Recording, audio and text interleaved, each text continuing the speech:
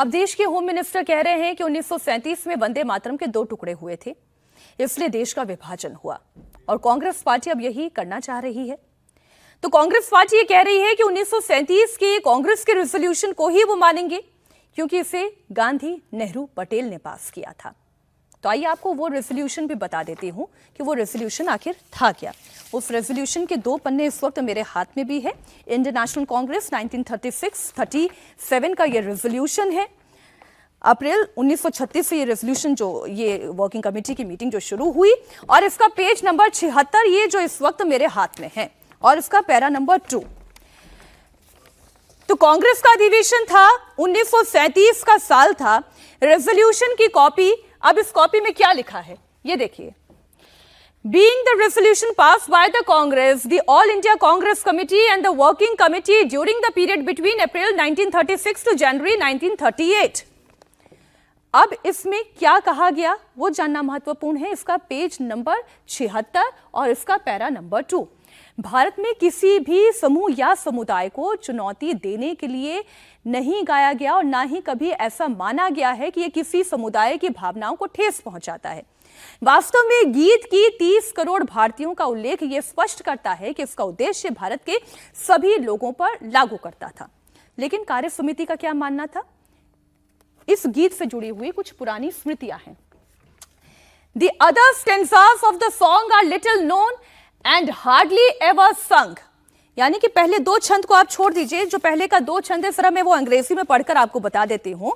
वो ये कह रहे हैं कि the working committee feel that the past association with their long record of suffering for the cause as well as popular usage have made the first 2 stanzas of the song a living and inseparable part of national movement. यानी कि भारत की स्वतंत्रता संग्राम का ये एक अभिन्न हिस्सा बन गया। क्या बन गया? वंदे मातरम के पहले 2 पैरा।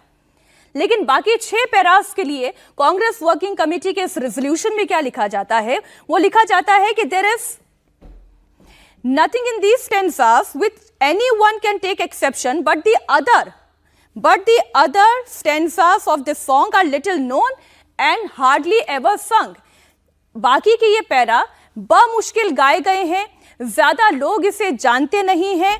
उसका अगला हिस्सा यह कहता है कि दे कंटेन सर्टेन एल्यूजन्स। क्या वो वाला पेज हमारे सामने है? ठीक है, मैं पढ़ के बता देती हूं, उसको जरा यहीं रोकिए। They contain certain allusions and a religious ideology which may not be in keeping with the ideology of other religious groups in India. यानी कि इन पैरा में कुछ ऐसे शब्द हैं जो दूसरे धार्मिक विचार को और उनकी आइडियोलॉजी को, उनकी आइडेंटिटी के साथ नहीं जुड़ते हैं।